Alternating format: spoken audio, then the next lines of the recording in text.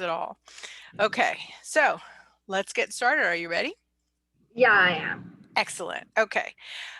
Welcome everybody. We're back with the Short of It Poets with our next interview. And I'm this evening, this is evening is her time. We are speaking with, and please, if I say your name wrong, I'm so sorry in advance. Fizza Abbas. Yeah. Yay! I got it right because I messed up a few names previously. Anyway, so again, my name is Susie. This is the Short of It. This is the place where we are talking to the sweet and succinct writers that I have found in the last year, and I'm just pleased to introduce her. She has had her work featured here in July with the Short of It. And she's a content writer based in Karachi, Pakistan. She is fond of poetry and music. Her works have been published at many platforms, including Indiana Voice Journal, Poetry Pacific, Runcible Spoon, I hope I'm pronouncing that right, Better Than Starbucks, The Poetry Village, Bonnie's Crew, Cabinet of the Heat, and Foxglove Journal. So welcome to you, Fizza. I'm glad to have you here with me today. Well, this morning for me. But in researching you a bit in advance of this interview, I didn't see a website or a blog. Do you have one? I had one. It's not listed on the internet currently. Oh, okay. That's what I was wondering because I mean, I assume that most people do, I'll but share you the link don't. with you. I'll share the link with you. Excellent. Well, does it still contain content for it? Yeah, it does. Oh, excellent. Great. Then I'll share that with the readers too, so that they can go to see your other work besides what's listed on the Short of It. Okay, great.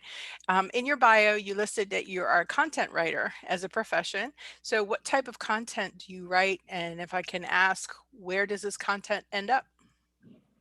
Okay, so I'm currently working at Bayut, a Dubai-based company. Their Okay. remote office is currently located in Karachi. So I'm working there.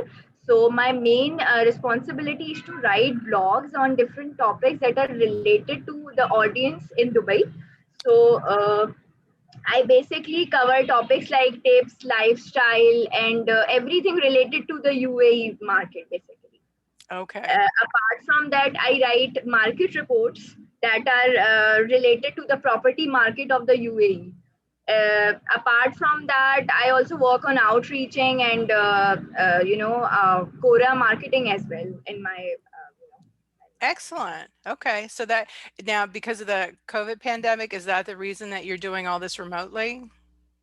No, I have been working in this organization since 2019. Oh, okay, cool. Excellent. So they just send you what they want content on, and then you go find it, do your research, and then. Basically, it was an in-house job, but due to COVID-19 pandemic, we are currently working from our homes. Okay, cool. That's interesting. I've heard of content writing. People have asked me if I wanted to do something like that, but I prefer poetry, so I've never really done that. But I found that interesting and curious.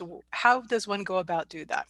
Okay, so since we were talking about the pandemic earlier, how has the pandemic affected your ability to write, if it has at all? Obviously, you just mentioned that you do work from home and create content. So, but has it impacted you in other ways, say, like maybe with your own personal poetry, where you feel impacted emotionally or mentally or in any way?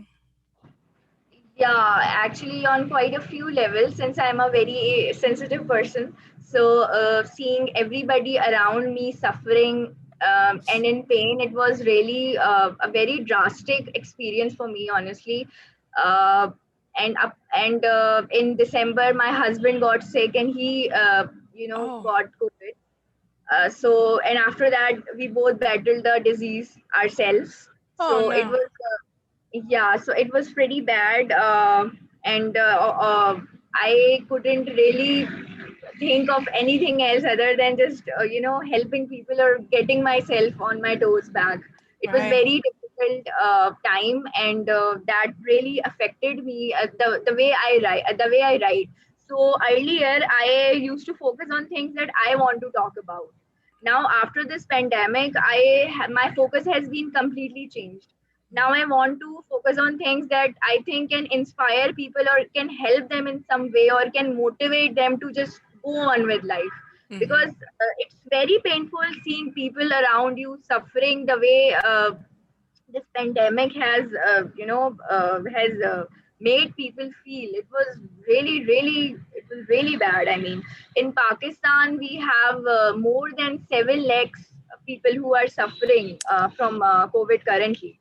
Wow. And in my own city there are like more than 50,000 people. And it's really sad when you see people going through such drastic cycles and facing financial implications. It's really sad. Wow. Yeah, the way you just described that, I mean, obviously it's oppressed upon you to, deal with it. I was talking to a poet yesterday. We kind of discussed that too. It's hard to ignore something that comes your way, so you have to deal with it. And I totally get what you're saying, but that's good that you want to uplift and change for the better and positive in your writing. But yeah, I get that feeling. I get that you're feeling that you don't have any control over what you want to write about. So hopefully that will change very soon. What is the situation now in Pakistan with like, because I know we had such a huge shortage of vaccines. What's it like in Pakistan? Currently, when it comes to the vaccine jab, so elderly people who are above 60, they are the ones who are currently getting vaccinated. Okay. Apart from that, the other ones, they are still, in line for the vaccination. Okay. A lot of people who have been suffered previously, they are also taking measures to just to enroll themselves for the vaccine campaign. So there are a lot of things going on currently from that front. Apart from that, in Punjab currently and in the KPK side, in the Khyber Pakhtunkhwa, one of the provinces of Pakistan. So in those areas, there are a lot of number of cases. They have increased drastically over the period of 2 months. Okay. In Karachi, situation is relatively better compared to Punjab side, Hmm. but still the situation needs to get better. Some Yeah. people have even have had cases of COVID-19 twice. Like they were cured first, and then again they got the disease. So Hmm. it was very painful for people because when me and my husband were sick, so we went to the laboratory and we found a guy who was just telling the technician that earlier he was also got the disease, and again it relapsed. So it was very painful. And and what really bothers me is that people who don't have any means to survive, they are at the brunt of it and they have to face the most. Like recently my sister was telling me that she knows a couple of people who don't have anything to eat, and they are just fighting for livelihood. And I still feel that despite of what we are facing, I mean, still we are somewhat privileged than those that who really don't have anything to Hmm. survive. It's really difficult. Yeah. People are committing suicides in Pakistan because they don't have anything to just provide for their family. And I don't think so anything can be worse than that. I It's know. Yeah, extremely painful. it's incredibly sad and devastating. This pandemic, I think, has hit on so many levels for so many people, and it doesn't matter the socioeconomic, situation that they're in. But I agree with what you're saying. The people who are the most vulnerable, like for instance, at least in the United States, I can use this example of people before they had the vaccine. I mean, the most vulnerable were the elderly, and we were losing so many people in the age of, like over 60, 70 years old because we had no recourse for them. There was nothing to save them, even if they had the means, but especially if they didn't. So yeah, I get it. I empathize with that situation because it's not been good across the globe. unfortunately. But let's talk about something a little bit different, because I know this weighs heavy on everybody's mind. But I've been asking this question of every single poet because I want to know what what is your favorite poetry style, if you Okay. have one. Okay. So basically, I like to experiment a lot with different styles. Currently, I used to focus on the writing from my own perspective. Hmm. Now, I think as a reader that what reader wants to read and things that I can guide readers towards. So I am not very technical when it comes to style. So I don't really follow the technical styles. Like I don't write sonnets. I don't write limericks, but I actually try to when I'm reading other poets, so what I'm doing is that I really try to read and get the gist of it all, and then something and do something with my own thing. So I experiment a lot, so I don't have any particular style because I love to experiment. Okay, good. Well, what are there when you say the uh, sonnets and things like that, you don't follow a particular style, but you obviously were impressed by some poet. Is there anybody that inspired you? It was Sylvia Plath. Like I Oh, am okay. diehard fan of her. Like I can't tell you how much she has inspired me. When I started writing, I was not really aware of all the poets. So there were two, three poets that really inspired me. So I started reading Khalil Gibran's work, Mm, and then I moved towards Rumi. Then read Sylvia Plath. Then it was Angelo. Then it was Coleridge. Then a lot of poets, and it was really fun when I used to see those writers and how they're explaining things. Recently, I discovered Billy Collins, and isn't he I amazing? he is he is just amazing. I can't tell you, he is just amazing. Honestly, amazing. I've got a few favorites of his. Actually, I've got every single one of his books. The ones that I have here at home, I've ordered. I think I've got four more left, but I got another, I think I have about eight more on my wish list on Amazon that I need to get. His, and I even watched a masterclass with him, and I fangirled. So I was just, oh, I was listening to him. He's smart. He has this, and I don't know what your impression of him is, but for me, whenever I listen to him, I feel like he's taking me on a walk with him. Yeah, yeah, And the poetry is exactly that. It's like you get to know exactly what's in his mind as he's taking a walk, because it's a walk through his mind. It's just beautiful. And I love the way he creates the stanzas or the stories within his stanzas. It's just lovely. So yeah, I get it. He's a good one. I'm curious, have you read further back than that? Like I'm talking like Wadsworth, Longfellow, and Henry David Thoreau. They're pretty exciting too. I've read those in the past that I enjoyed tremendously. yeah. I have read a couple of poems by Alexander Pope, by Shelley, Wordsworth. These were some of the poets that I explored. Uh, then there was this Scottish poet, O. Henry. There was this poem, "My love is like a red rose." That Oh, was, I really liked that poem, and I tried to write like him, but I failed. But I will still try. I really like that Scottish poem.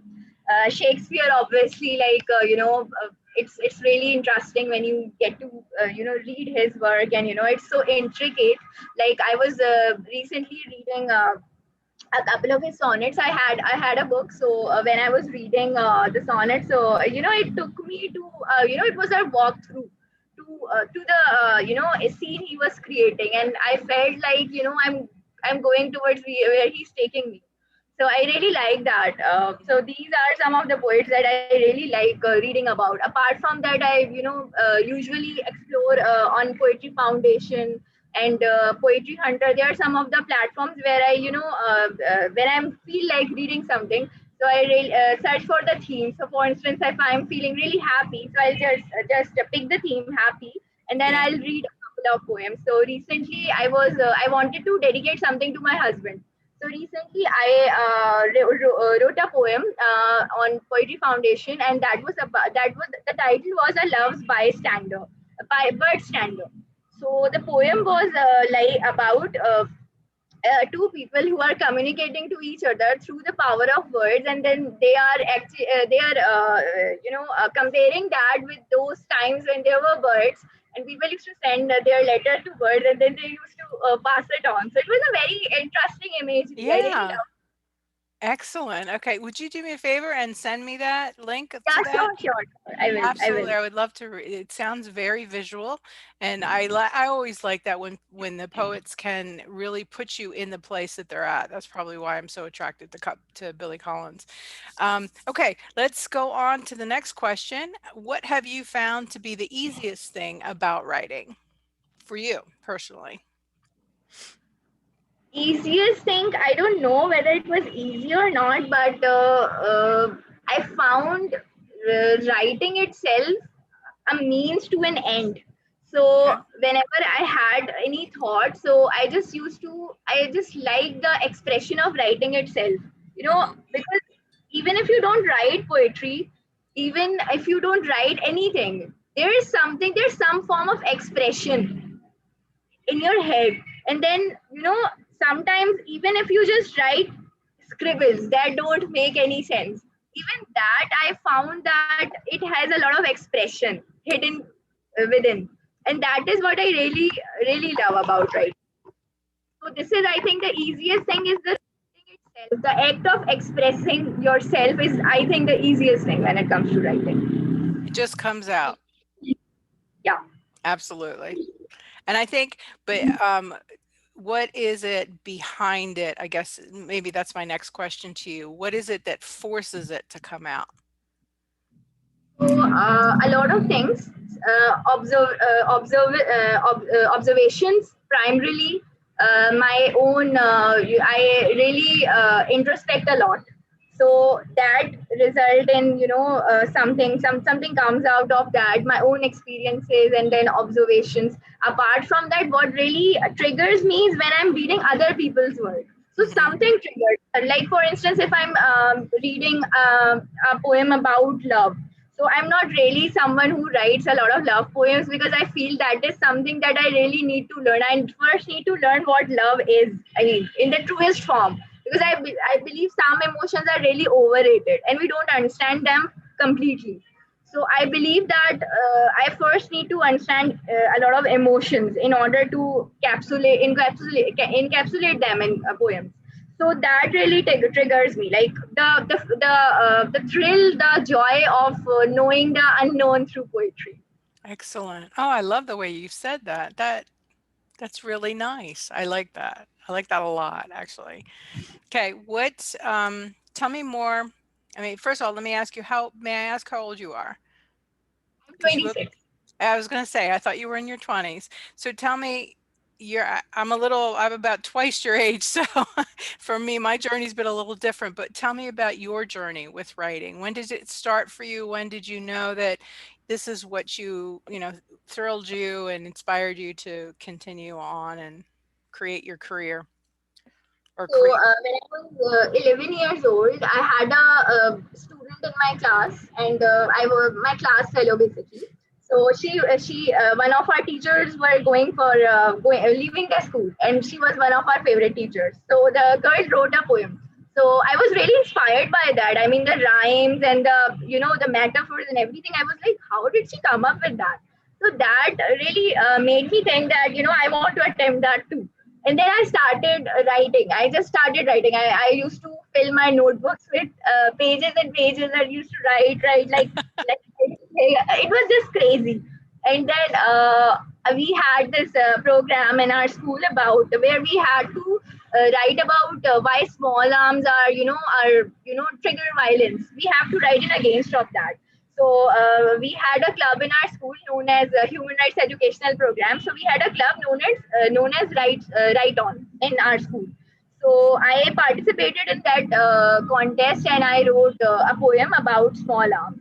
And then I got a certificate, and then very few people were there who got certificates, so I was a little encouraged that maybe I can try it. Then one of my friends, we had a breakup, and I went on a emotional turmoil. I got meningitis, I was hospitalized, and I Oh, had nothing to. so So sorry. How that must have been a horrific experience. it was very horrific because when I came back, I felt like I'm just gone. I'm a new person now. Oh, So wow. I did not have anything in my head. I somehow lost a lot of things that I, used to cherish. I did not know very basic things that were the core of my personality. So it was like weird. So I had to start rebuilding myself at that point. And Mhm. then as soon as I started rebuilding, so I stumbled upon poetry again. Like one of my friends was like, why don't you start writing poetry? So I was like, yeah, I used to do that, why I'm not doing it now? So Yeah. I started writing again. So my first poem was a very cliched one because I did not know how to pursue it. I mean, because I wrote it last like in when I was 11, and then I was in 16, 17, and I had lost everything, and I was like, "Wow, how am I supposed to write it?" But somehow I wrote it, and then I sent it to a place, and luckily it got published, and that really encouraged me. Then one of my friends recommended me to read Khalil Gibran, Mm. and then I wrote his book The Prophet, and I really liked it. Then I asked him if there is anything more I can read, and then he suggested Broken Wings, and that was the changing moment for me. When I read that book, something just triggered in me, and just something just pushed me to just pursue this path of writing. The way he weaved his words and thoughts, it was just very beautiful. So Yeah. I wrote my first poem on love after reading that. So and that poem got me a cash prize, and that I won the competition after that, and I did Wait. not know anything. Yeah, so that poem, I when I used to share it with people, they were like, "Oh my God, you seem to know a lot about love." But I was like, "I don't know anything about love. I don't know how. I just keep up with this because I till that point I never experienced love. I never experienced that emotion in any form, apart from the fact that I was in love with one of my friends, and that was like when I was a child. So not the adult kind of love. I did not ever experience that till that point. So but that poem really told me, really taught me something, and that was poetry could be the way that I could learn things that I really don't know. I could it could be a way to introspect in a way that I can't really come across it. I mean, it could be it could be a way for me to introspect in a way that I have never introspected before. So Hmm. that really taught me something. So I when I still read it, I'm like, yeah, that's so juvenile. I mean, like it doesn't look that it doesn't look good to me now. But it was very important because had I not written that poem, maybe I would not have written anything till now. Right. It was in that way. It's the next step that we take. Absolutely. That's awesome. You're going to have to tell me what's the title of the poem? Is it just called Love or No, it was known as captive. okay. I'll do a little research. If I can't find it, then I will. You're going to have to send me a link because I'd like to read it. Or just go ahead and send me a link so I can read it. Um, okay, next question. Let's go keep on down the list. Actually, you just did that, the journey with the writing. I'm sorry. What are some of the things that you do in your downtime? I noticed you have, is that your family behind you? Are you married now? Husband. That's your husband. Okay. Hi, husband. He doesn't realize, but he's going to be in the video. So you're recently married. Yeah, I got married in 2017, so we have had 4 years of together. Oh, but so you're still newlyweds, though. It's still young love. My husband was just telling me to tell you that we got married just because of poetry, and we used to write and we used to share it with each other. Okay. So what's it, I mean, I can only look at life from my perspective and, everybody. So I guess my question to you would be, I've traveled a lot in my time. I was born in Germany actually, and I've traveled extensively in Europe, but also here in the United States. But I've seen those countries from my perspective. What types of experiences have you had? Have you been able to travel a little bit to see other places besides Pakistan, or in your vicinity? Or tell me a little bit more about that culture and that, what does it look like compared to, say, the United States? But I don't know if you've had that experience of like visiting here. So I visited places like Lahore. I mean, they are within the Pakistan, not outside of Pakistan, but places like Lahore, Islamabad, Multan, and Murree, and then places like these. These are the ones that I have most recently visited. Like in 2019, I visited these places. So Oh. it was a very nice experience. I particularly like Lahore because of the culture. The culture of Lahore is very rich. Lahore is famous for street food. Lahore is famous for historical places, and we have a lot of museums there in Lahore. And I believe that Lahore Museum is particularly the one of the best museums in Pakistan. I mean, Okay. it is so rich. I mean, and it is expensive, like it is vast, and you need to have a couple of days to just visit that one place in particular. Hmm. It is really it has a lot of sections. It is actually about the entire Mughal history. You find everything about that there. Even and private museums in Lahore are also, I did not see anything similar in Karachi. Like we have museums here, but the museums of Lahore are are just top of the world. Uh, the private museum that I really like there is a Fakir Khana Museum, Okay. and they, it's a private museum, and the museum has a lot of artifacts. I mean, we found about miniature paintings. We found about the entire Mughal era, and even we had a tour guide there, and who really explained us a lot of things. So it was very, very enriching experience for me to go to Lahore. Then in Islamabad, I found Islamabad is all about mountains and hills and like that. But when it comes to the real history, it's really entrenched in Lahore. And I really love Lahore, and that was the best experience I have had when I went to Lahore. Hmm. That sounds interesting. I enjoy travel a lot, and I love beautiful places. So just anywhere to go to learn more about history, even I don't know, you're familiar with the city Boston, in Boston, Massachusetts. That is fascinating. I mean, we're talking only about like 200 years of history, but what has happened in Boston and what happened in Philadelphia, and like the founding of this country and all that. It's just fascinating, I think, to understand the mindset of the people, number one, but also the things that happened, or like what was a catalyst for the next thing. So it's always interesting for me. I've always been a real buff, and I'm so fortunate because I have a friend who's a historian. So it's like, yeah, I could, if I ever have a question, I always can go back to him and say, hey, riddle me this, or answer me this. So it's a cool experience. But while we're here, I've everybody has been doing this. I would love for you to read your poem for the people about, from the Short of It anthology coming out, Sound of Brilliance. Your poem that was selected, I would love for you to share it with everybody. Yeah, sure. Just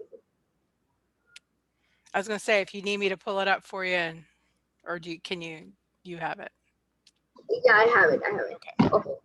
So can I start? Absolutely. Go for it. The floor is yours. Thank you. Okay. So the title of my poem is Eggshell.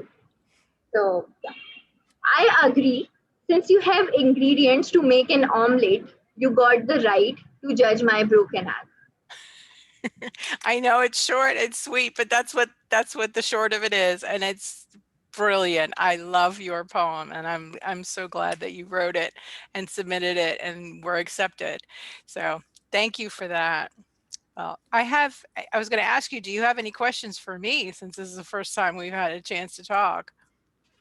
I don't really have questions, but I would really invite you to come to Pakistan and have stay with us. Absolutely. When this whole situation changes and my life changes a little bit, then I plan on traveling, trust me. I'm going first and foremost, there's one place I have to go, and that is to a friend of mine who I've been putting off because COVID, but also just because of logistics. She's in Greece, and one of these days I will see her. We have been trying to make plans for the last 6 or 7 years. So that's first stop. And then I'd like to go see my relatives in Germany. So that would be nice too. But yeah, I will keep that in mind. Thank you for the invitation. I appreciate that. Fizza, it was great meeting you today. I am so glad that you decided to participate in the short of it. And again, it's opening up for submissions July 1st. So please, I would love to have you appear again. Sure, sure. My Excellent. pleasure. Excellent. Okay. Well, it was So, very nice. Thank you so much for taking the time with us today with me. Um, enjoy the rest of your evening, and we'll talk to each other soon. I'll keep you posted about the progress of the book. It's coming. It'll be here soon. sure, sure. Please share the recording with me once you just find out the call. Oh, you're welcome. You're so welcome. And thank you, because it's been a pleasure to work with everybody. Okay. Thank you. Take care of yourself, Izza. Bye, husband. Bye.